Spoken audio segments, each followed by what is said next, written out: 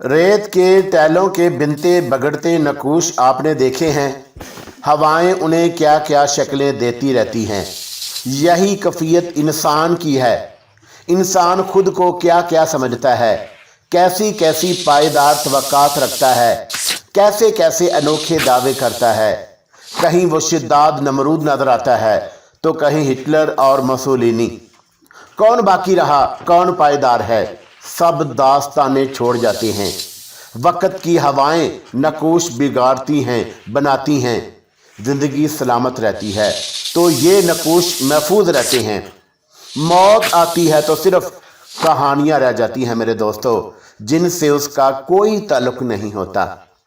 पुरइसरार और रोमानवी हैरत अंगेज कहानी नीति का।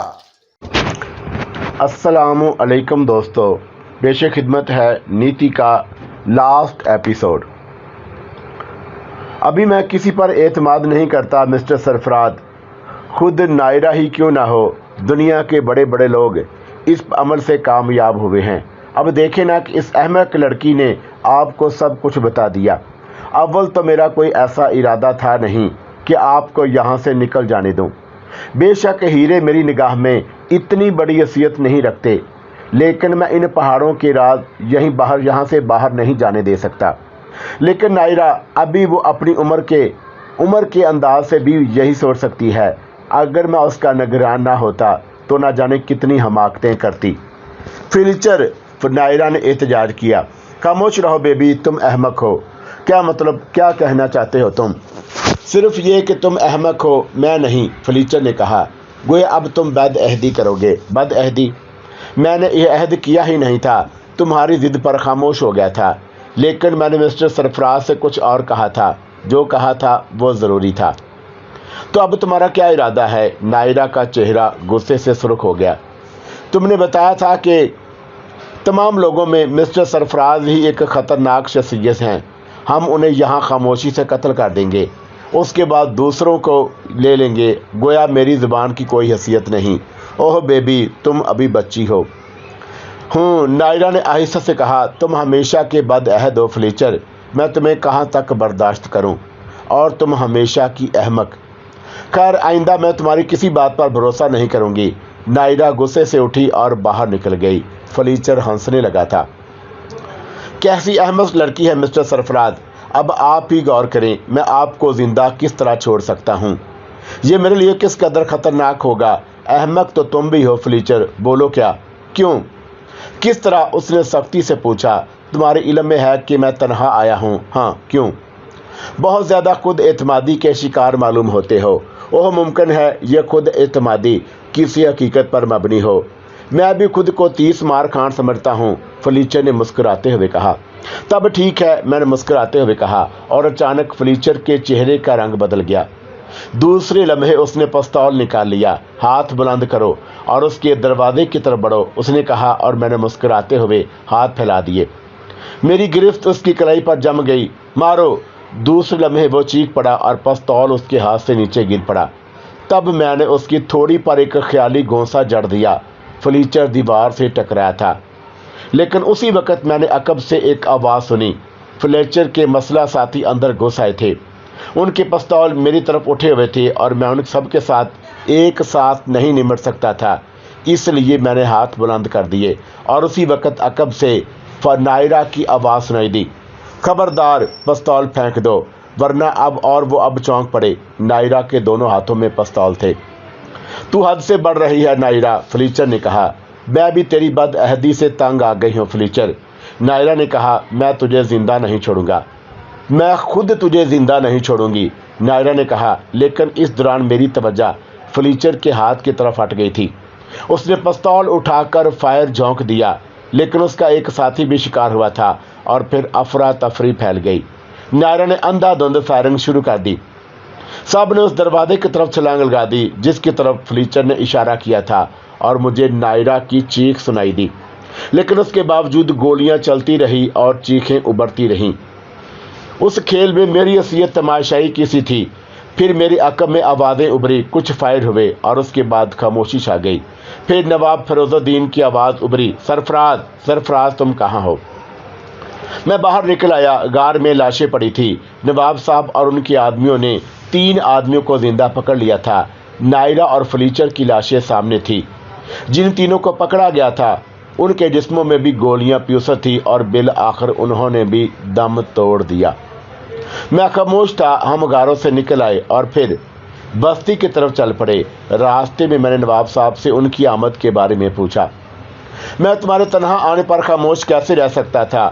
انہوں نے مختصراً جواب دیا اور اس کے جواب سے ساری حقیقت واضح ہو گئی۔ اس کے بعد ہنگامی دن گزرے۔ سب نے سماترا کو نیتیکا کا سردار بنا لیا۔ فرزان عامری نے اپنے بیٹے کے ساتھ یہیں رہنے کا فیصلہ کر لیا تھا اور سماترا کی مدد سے ہم نے قیمتی ہیروں کی تلاش شروع کر دی۔ اور ہیروں کی زمین تھی۔ اتنا بڑا ذخیرہ ساری دنیا میں تہلکہ مچانے کے لیے کافی تھا۔ کرنل ڈکسن اپنی حرکت پر شرمندہ تھا اور اب خاموش رہتا تھا۔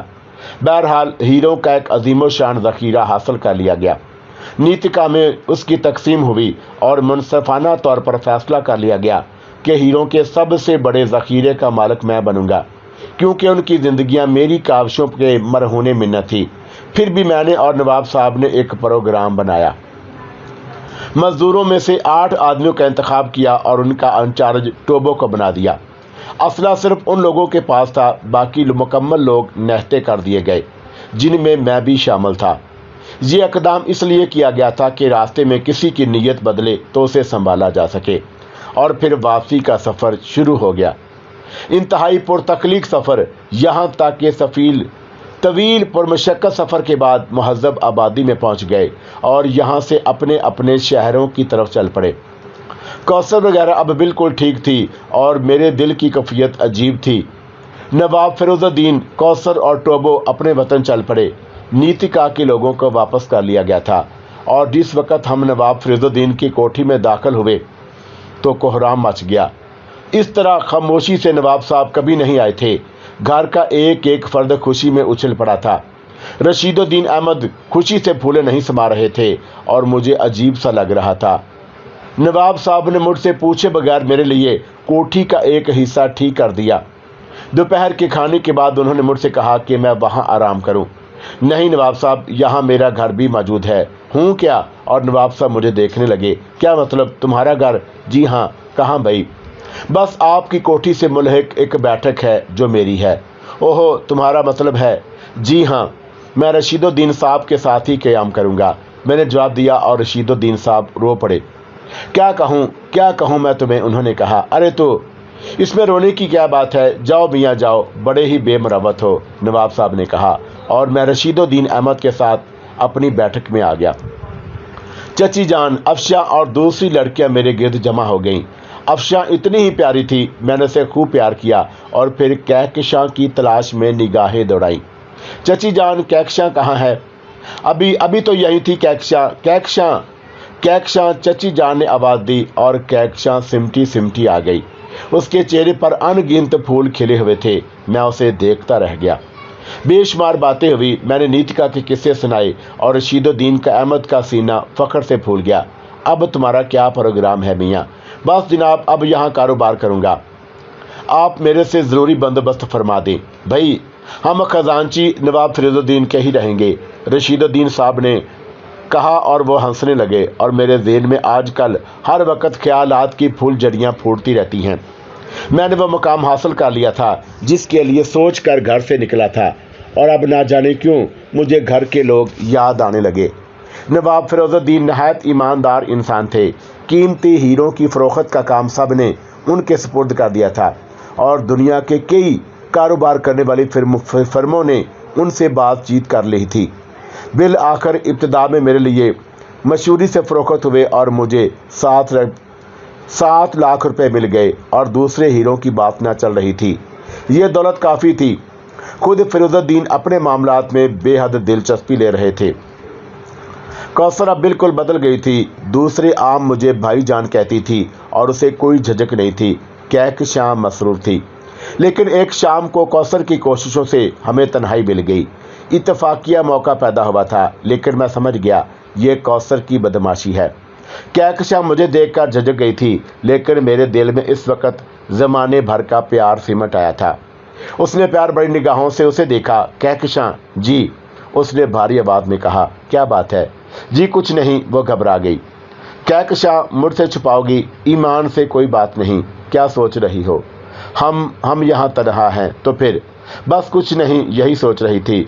मुझसे खौफजदा हो? हरगिज नहीं। फिर बताऊं? मैंने शरारत से कहा। जी।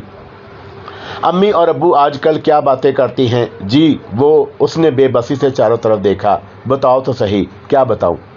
कि आप वो हमारी शादी की बात नहीं करते, मैंने कहा, और कहकशां का चेहरा सुर्ख हो गया। बताओ कहकशां। और कहकशां के चेहरे के तासुरात बदल गए। जी नहीं, वो आहिस्ता से बोली। क्यों? उनका इरादा बदल गया है क्या? हाँ, लेकिन क्यों? अब हम आपके काबिल नहीं हैं। अरे क्यों? अब क्या मेरी नाक टेढ़ी हो गई है? जी नहीं। फिर? अब आप बहुत बड़े इंसान हैं। ओहो, पहले क्या मैं छोटा सा था? हाँ, पहले आप हमारी तरह थे, और अब आप खुद भी तो ये नहीं चाहते थे सरफराज साहब। आपने आपसे उस वक़्त भी।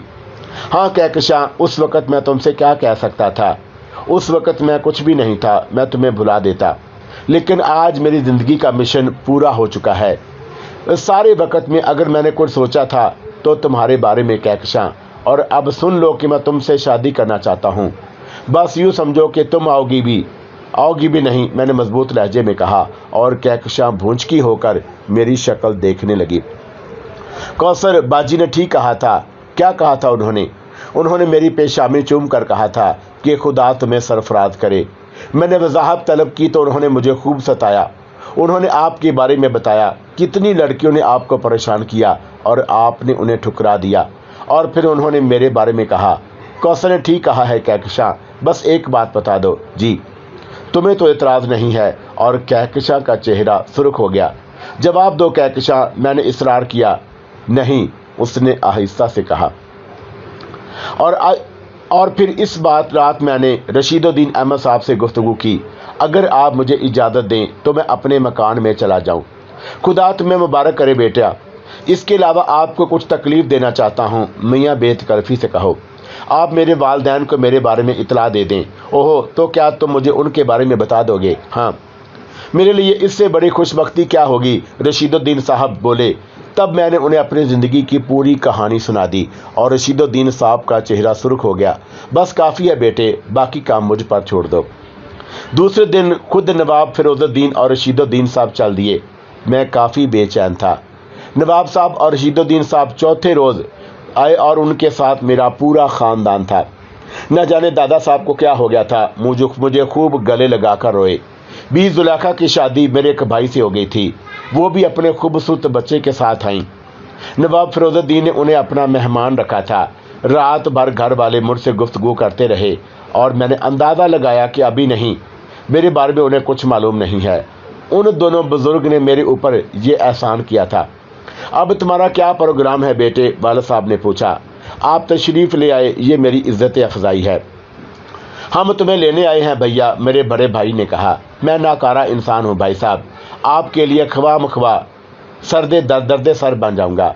नहीं सरफराज, बहरहाल तुम भाई हो, जायदाद में तुम्हारा हिस्सा इतना है कि आसानी से ज़िंदगी बसर कर सकते हो। लेकिन आप लोगों के ख्यालात कैसे बदल गए बस तुम्हारी जुदाई से।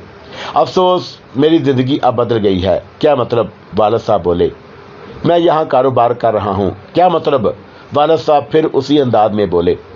लेकिन मैंने इस बात का मतलब दूसरे दिन ही बताया। नवाब फिरोजुद्दीन और रशीदुद्दीन अहमद साहब ने मेरे शरीकेकार थे। पहले हमने उन्हें अपने हीरों की फिल्म दिखाई। वालिद साहब ने बड़ी दिलचस्पी से हीरे देखे थे, लेकिन हैरान भी थे। तुम मुझे यहाँ क्यों लाए हो? इसलिए कि ये फिल्म आपकी है। क्या मतलब?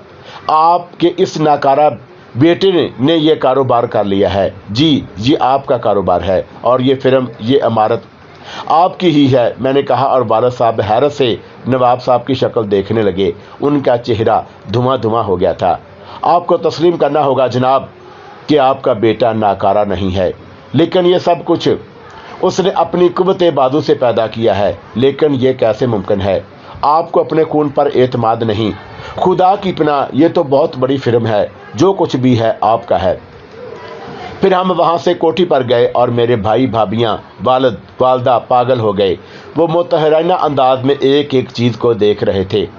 آخر میں والد صاحب نے کہا کہ خدا تمہیں خوش رکھے سرفراز، آپ نے اس کا نام ہی سرفراز رکھا ہے۔ نواب صاحب مسکرا کر بولے، اور اب آپ اس کوٹھی میں قیام کریں گے؟ میں نے کہا، بھئی یہ نا انصافی ہے۔ نواب صاحب نے اعتراض کیا، کیوں نواب صاحب؟ تم میرے مہمانوں پر قبضہ جما رہے ہو، مجھے اپنے بیٹے کی کوٹھی میں رہنے کی اجازت دیں نواب صاحب، والد صاحب نے کہا، اور نواب صاحب ہنسنے لگے۔ میرے گھر والوں کی جو کیفیت تھی وہ بیان سے باہر، سب کے سب جیسے قسمیں خواب میں تھے۔ رفتہ رفتہ ہی وہ اعتدال پر آ سکے۔ 15 دن گزر گئے، تب ایک رات والد صاحب نے مجھ سے پوچھا، سرفراز بیٹے اب تمہارا کیا پروگرام ہے؟ میں یہیں رہوں گا ابا جان، مجھے اعتراض نہیں، لیکن ہمارے جانے کے بعد میرا مطلب ہے کہ تم اس کوٹھی میں تنہا رہو گے۔ آپ سوچیں، شادی نہیں کرو گے؟ آپ حکم دیں گے تو ضرور کروں گا۔ واقعی؟ والد صاحب خوش ہو گئے۔ جی۔ اوہو نواب صاحب، عزیز اللہ خان کی 2 لڑکیاں بے مثال اور میرے دوست بھی ہیں، اور تمہاری شایان شان بھی۔ ایک عرصہ سے برداشت میری بھی ہے، ہوں کہوں میں ان دونوں میں سے کسی سے بھی شادی نہیں کروں گا۔ ارے کیوں؟ گستاخی کے لیے شرمندہ ہوں۔ میں نے شریک حیات کا انتخاب کر لیا ہے۔ میں سمجھ گیا۔ کیا سمجھ گئے ابا جان؟ پہلے ہی سمجھ گیا تھا، والد صاحب مسکرا کر بولے۔ بہرحال اب تو مجھے تمہاری خوشی عزیز ہے، اب میں تمہارے معاملے میں نہیں بولوں گا۔ اور پھر نواب فیروز الدین بھی ہمارے ہم پلہ ہیں، وہ لوگ بھی تو تمہاری پوری طرح تمہارے ساتھ دلچسپی لیتے ہیں۔ نواب فیروز الدین، میں نے سکون سے کہا، کیا تم کوثر کو پسند نہیں کرتے؟ کوثر؟ کیسی الجھی باتیں کر رہے ہیں، میں کوثر کو نہیں پسند کرتا ابا جان۔ اوہو پھر میں کہکشاں سے شادی کروں گا ابا جان۔ کہکشاں کون ہے؟ رشید الدین صاحب کی لڑکی۔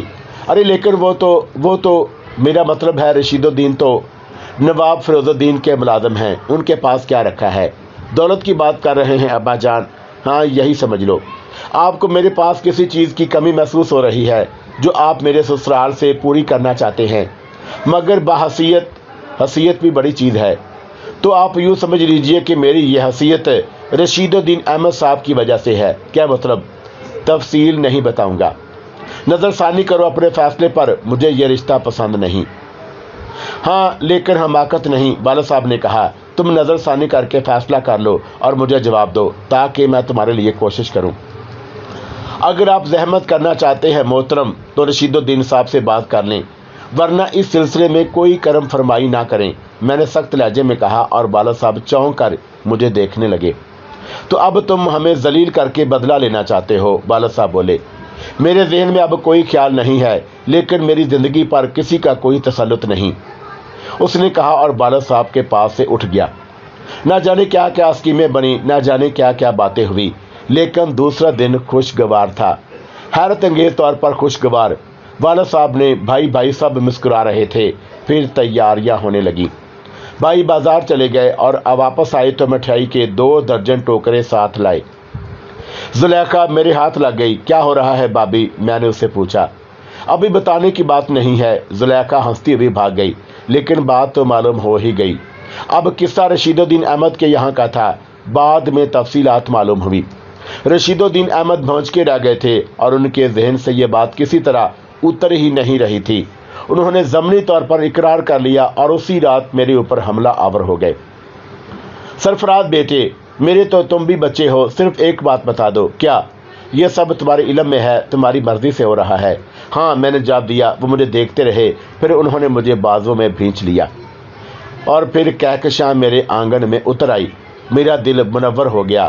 اسے رخصت کر کے لانے والوں میں زلیخا، کوثر اور نور جہاں تھی، اور میں نے تینوں کی آنکھوں میں موتی چمکتے دیکھے تھے، اور یہ موتی زمین میں گم ہو گئے۔ اور موجے کہکشاں میری بیوی ہے، ہمارے 2 بچے ہیں، ایک لڑکی ایک لڑکا۔